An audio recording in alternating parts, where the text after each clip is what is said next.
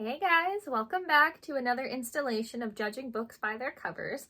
Before we get started, I wanted to say if you have subscribed to my channel recently, thank you all so much. Every number I see and you all mean so much to me. Thank you. If you haven't subscribed, it's totally free. Please subscribe. You'll get notified when I upload new videos, which you never know. It could change or I might upload new content, you might as well subscribe and get notified for that. Also, if you end up enjoying this video, please like, comment, and share. I want to hear from you guys, and please share this video. You never know who might enjoy it. As usual, today we have 5 books. I've never seen the covers or the titles, I think. It's happened before where I have. And I'm going to react to them for the very first time and then place them into a rank according to how likely I am to pick this up right away and want to take it home without even reading the back of the book. So at 1 will be most likely for me to take home, my favorite of the bunch for today, to 5 at the bottom being I'm not opposed to this book. I don't hate it, no disrespect to it, but I definitely have to read the back before even considering taking it home. That being said, let's go ahead and dig in. Okay, I love the juxtaposition of these things in this image. This is amazing. The first book we're looking at today is called Stakeouts and Strollers, and before I get to that, the author's name is Rob Phillips. Now, the very first thing I noticed, honestly, wasn't even the title. The first thing I noticed was in the image, there's a man in a car, and this is definitely a drawn image, whether it's colored pencil or whatever kind of medium. And there's a man in the car, he's in the driver's seat. He has fallen asleep because he looks like he's on a stakeout, like there are binoculars on the dashboard in front of him. But he also has a baby in his lap, and there is a gunshot hole mark in the windshield next to them. And the two things, the baby and the bullet hole, is just such a crazy 2 things to have in the same image. That's what immediately got my attention. So before I get into the rest of the image, there is a little bit of a sticker on the bottom of the cover, which says winner of the Minotaur Books / Malice Domestic Best First Traditional Mystery Novel Award. So it's a mystery. That was quite a mouthful, by the way. So it also says a mystery. So where it says the author's name is at the very top of the cover, and then it says Stakeouts and Strollers right under that, kind of taking up the top half of the cover. And right next to it, it says a mystery. There's nothing else significant about the picture. The background, other than the car that you see in it, is just a blue sky with white clouds, drawn still, obviously. And the only other couple of things that we see in the car is there is a baby bottle on the other side of the dashboard from the binoculars. And then there's also one of those little pine tree scent car things hanging from the rearview mirror. And that's it. This guy looks like any guy, I don't know, in red shirt, white guy, brown hair, don't know what color his eyes are, he's asleep. And the baby he's holding might be a girl. Usually they make them wear pink to be like, hey, this is a girl, so who knows. Little pink hat with a little pink bow. She's awake. She's looking at the bullet hole in the windshield. Yeah, I'd be too. This is quite a cover. It definitely has my attention. I am so curious about it. I don't know if it would be the first thing I would take home though. Like if I was to see this, I don't know if I would pick it up right away. I don't know what it is about it, but I would be incredibly interested as soon as I saw the the image that's on the cover. So, I feel like I'd definitely be willing to pick this. I feel like I would see this and be curious, especially as soon as I saw the picture. But I think I'm more likely to need a little more context. So I feel good putting this one at number 2. I love this cover. Okay. The next book we're looking at today is called The Italian Secret. I'm already intrigued. By Tara Moss. Ooh. So the author's name is at the very bottom of the cover, and then right above that it says #1 internationally best-selling author. The title is at the very top of the cover, but it takes up like half the cover, and it's overlaid on the image. The image behind it looks like a photograph, kind of. It's a little bit blurry though, so it's a little hard to tell. We're looking at someone in a building, maybe an old church or just old building that I could guess is in Italy just based on the title. The archway does kind of look a little bit of Italian. Not that I've never been to Italy, so I don't know. But the so we're kind of in the archway, like in a building, and it's overlooking. It looks like there is possibly an ocean, but then you see the shore meet the. You see the ocean meet the shore, and then it's like a city, but there also looks like mountains, and maybe the mountains are volcanoes. Oh my gosh, do you think this is near Pompeii? Maybe. I don't know. Who knows? And then the rest of the background in the arch is the blue sky with some white clouds. Again. But the other thing in the image is a woman. She is standing in the middle of the archway, but she's not facing out the window or facing to us. She's facing profile. She's facing to the side, but she's looking out, like out the arch. And she's dressed like she's from like the 1940s, but that doesn't mean that she is. Like she's got the shoes that make me think 1940s, the skirt that goes like knee length, possibly maybe a little higher, a little lower based on your tastes. And honestly, the interesting thing is she looks like she's wearing a beret, like on her head, which is French. So that's interesting. And just a white button-up shirt that goes to her elbows. And the other thing that really caught my attention first before I was really looking at the image itself, because the title is what caught my attention. But then in between the title and the author's name, kind of all the way to the right, there's a little circle that has a novel written in the little circle, but it's a circle and there's lines like it's from a postage stamp, like it's a postcard. And the other thing that I notice is looking on the walls like of the arch, you can see little bits of writing just on the bottom part, like on the same level as that stamp. Like there's a postcard somehow involved in this specific image, whether the image is supposed to be on the postcard or this postcard is related to why we're in this image. So I love that because it feels very mysterious, and it does say the Italian secret, so I am very curious. I would probably pick this up right away. I feel like I would just pick this up and just be like, I don't care what it's about. I'm sure it's some historical fiction that would just whisk me away. And I'm very, very into historical fiction right now.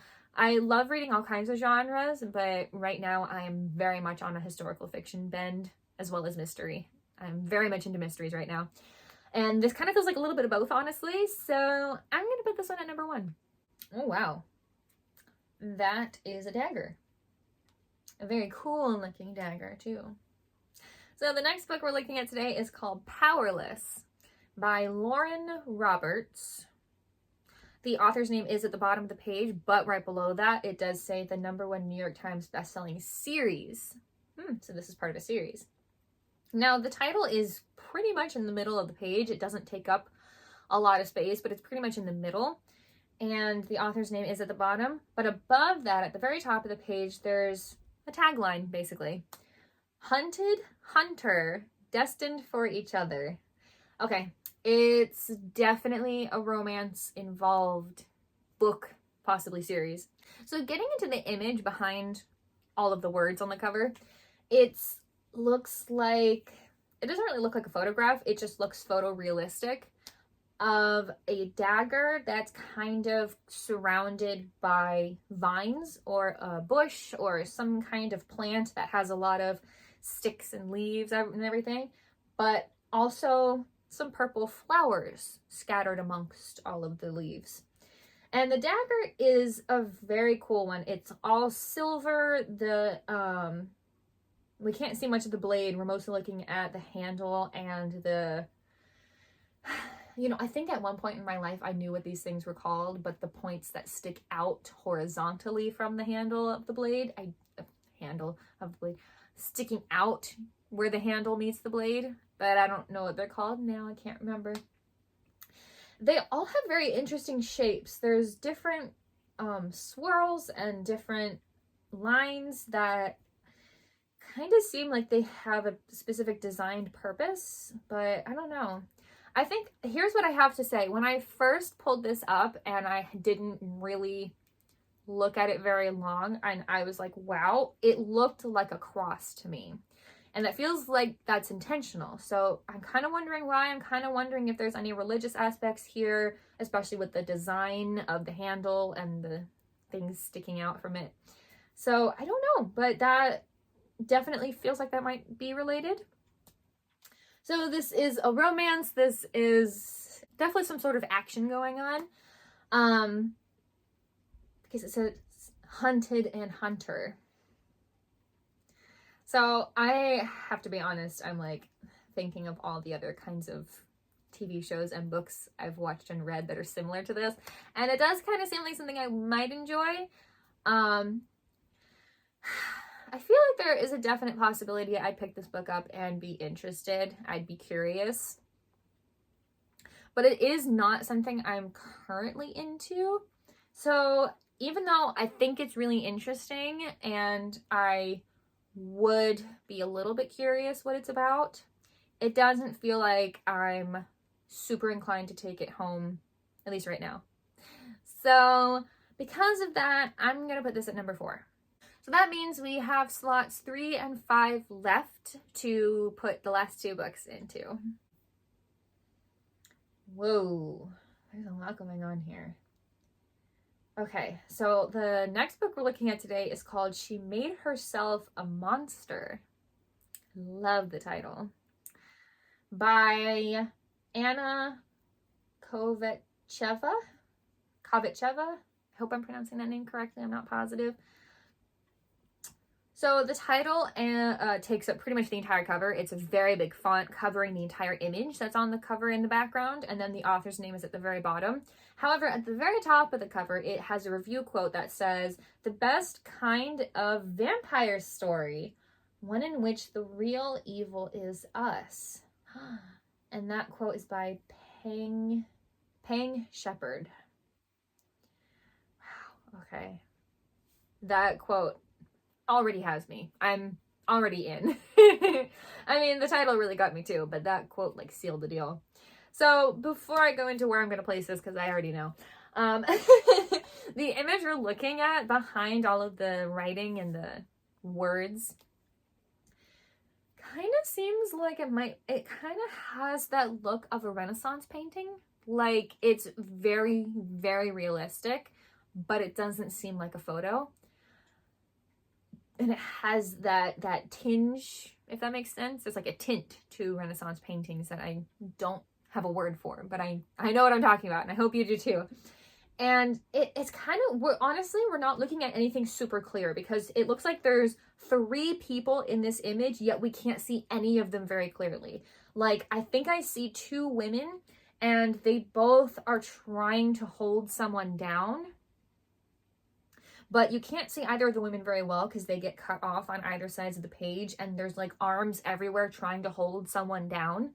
And I think the closer you look, you see one of the women, the one on the right, has what looks like a sword or a dagger that they're holding to the person that they're holding down. And the person that they're holding down, you can only see their arm coming up trying to push them away. That's why I was like, wow, there's a lot going on this cover. That's pretty much it. Their clothing really does look to me old, like hundreds of years old. It's big and it's baggy and it looks like there's layers and possibly like ruffles and all other kinds of things going on. So it looks like older clothing. And there's even one of them is wearing a bracelet that's like gold a little bit. It's kind of hard to tell whose arm that is, so I don't know who was wearing the bracelet. So This is such a chaotic cover, and the title is so intriguing. If I could put this one higher, I would switch this with number 2. But because we already placed number 2, this is gonna have to go at number 3. So that does mean that our last book, the last book of today, goes at number 5, regardless of how I feel, and hopefully I like that.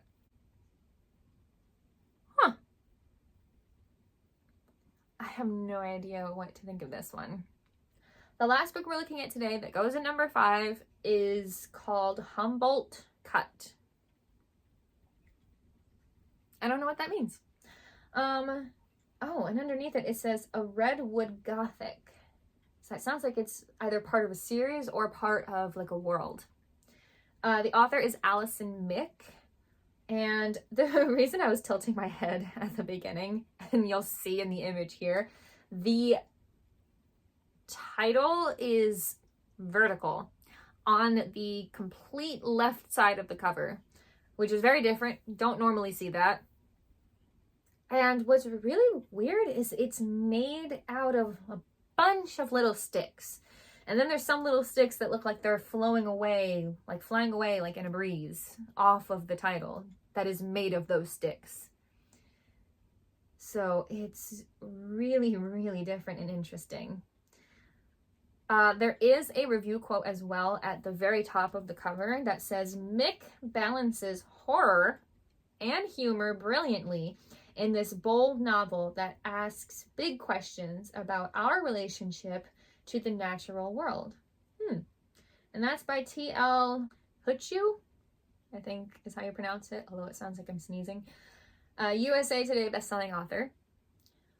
So, okay, the only other thing that's going on this cover, because the title and the review quote is all has a black background, but the author's name and a little bit more like on the bottom right corner of the page is like the silhouettes of trees in a forest, almost like pine trees or something similar to that, but almost when you like invert the colors on your phone and everything turns like black and light blue and everything like that. That's what it looks like.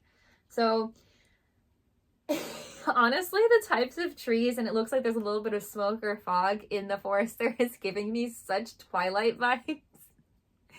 But other than that, I have no idea what kind of horror story this could be.